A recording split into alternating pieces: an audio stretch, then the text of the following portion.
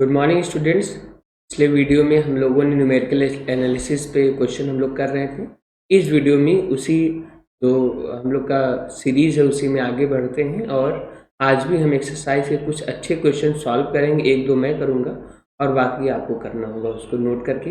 ये क्वेश्चन आपके एनसीईआरटी के जो एक्सरसाइज क्वेश्चन है वहीं से। तो चलिए स्टार्ट करते हैं। पहला क्वेश्चन बेटा है कि give the names of element present in the following compound. तो what you have to do कि ये कुछ एलिमेंट्स के बेटा जो कुछ कंपाउंड्स हैं उनमें एलिमेंट डायरेक्टली नहीं दिए हुए हैं, उनके क्या है कॉमन नेम दिया हुआ है। जैसे क्विक लाइम, तो बेटा क्विक लाइम का जो आपका ये वो फॉर्मूला होता है ना, ये this is quick lime is a common name. Okay, तो ये जो क्विक लाइम है इसका जो केमिकल नेम होगा वो होगा CaO, that is calcium oxide. क्या होगा बेटा? Calcium oxide. और इतना लिखने के बाद ये क्लियरली आपको समझ में आ गया होगा। इसका फॉर्मूला आप लिख लीजिए, that is CaO and which are the element present in this? We have calcium and oxygen. The element present in quicklime is calcium और सेकेंड वन इज बेटा oxygen. Clear? Similarly hydrogen bromide, इसको मुझे बताने की जरूरत नहीं है। You will by your own self you can know which element are present in this compound. Baking soda, again we have a common name. So the formula, the chemical formula of baking soda is sodium hydrogen carbonate. Sodium hydrogen carbonate. So first of all, try to find your own formula from this and then write down the elements present in this compound. Now we have D is potassium sulphate. तो चलिए इसको मैं बता दूं, potassium के sulphate SO4 charge बेटा 2, potassium पे 1 का चार्ज। फॉर्मूला क्या बना आपका? K2SO4।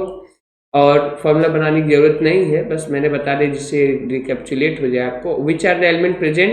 K for we have potassium and in sulphate we have sulphur and oxygen.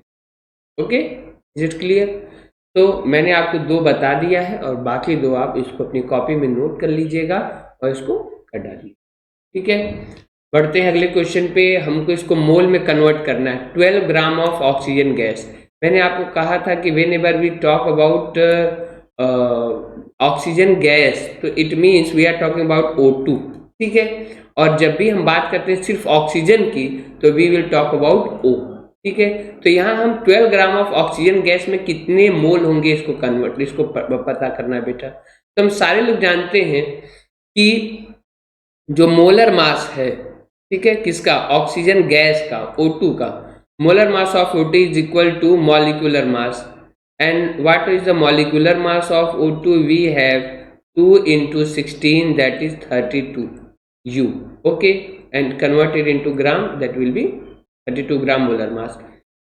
तो इसका मतलब क्या हुआ? इसका मतलब हुआ कि if we take 32 gram of oxygen O2 we have 1 mole of oxygen gas. तो we have to find in 12 gram by unitary method. 1 gram of O2 will have 1/32 mole. It is very simple. Again we have to find in 12 gram of oxygen. तो 12 gram of oxygen is equal to 1/32 into 12। Calculate कर लीजिए बेटा और आपको पता चल जाएगा कितने मोल होंगे। 4 8 32, 4 3 12, वी हैव 3/8 मोल। क्लियर? तो अगर 12 ग्राम आपके पास ऑक्सीजन गैस है तो 3/8 मोल। यही अगर केवल ऑक्सीजन होता तो जो आप यहाँ पे लिखा मैंने मोलर मास ऑफ ऑक्सीजन, तब मैं लिखता और मॉलिक्यूलर मास के बजाय मैं एटॉमिक मास लिखता है, दैट इज 60। तो सिंपल है। सिमिलरली आप वाटर का एक मोलर मास फाइंड कर लीजिएगा और कार्बन डाइऑक्साइड का मोलर मास फाइंड करके आप सॉल्व कर लीजिए। जैसे CO2 का जो मोलर मास होगा, कार्बन का होता है 12 और बेटा आपके ऑक्सीजन के दो एटम है, 16 into 2 we have 12 plus 32 we have 44। तो in 44 gram of carbon dioxide we have 1 mole. In 22 gram 1/2 mole. Simple, half mole. Okay, तो आपको करना क्या है, मैंने एक आपके लिए सॉल्व किया हुआ है, बाकी दोनों क्वेश्चन B और C आप इसको अपनी कॉपी में नोट करके सॉल्व कर लीजिएगा। These questions are from your exercise. So let us move towards next question. What is the mass?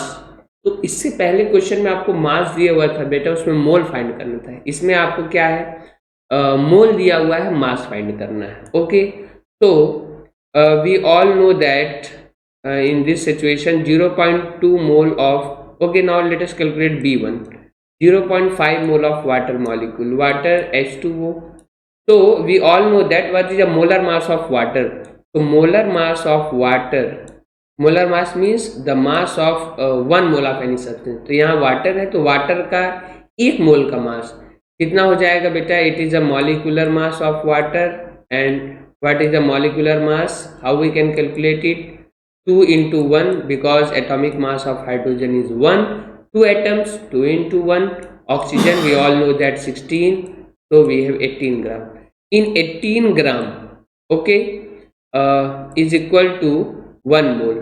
Okay, we have 1 mole is equal to 18 gram. So what we have to do, we have to 1 mole is equal to 18 gram, and we have to find it 0.5 mole. In half mole it will be 18 into 0.5, 18 5 ja 90. Okay, 1 decimal we have 9 gram, 9 point. Is that clear? In similar fashion, similar way, you have to find the mass of 0.2 mole of oxygen atom. Remember, it is oxygen atom, so take the mass is equal to 16 U. Now we have last question, that is calculate the number of molecules of sulfur present in 16 gram of sulfur. तो question ये कह रहा है ना कि अगर आपके पास 16 ग्राम sulphur है, if you have 16 gram of sulfur, so what you have to do, you have to find the number of molecules in it. So let us see how we can find it. First of all beta, we have to find molar mass.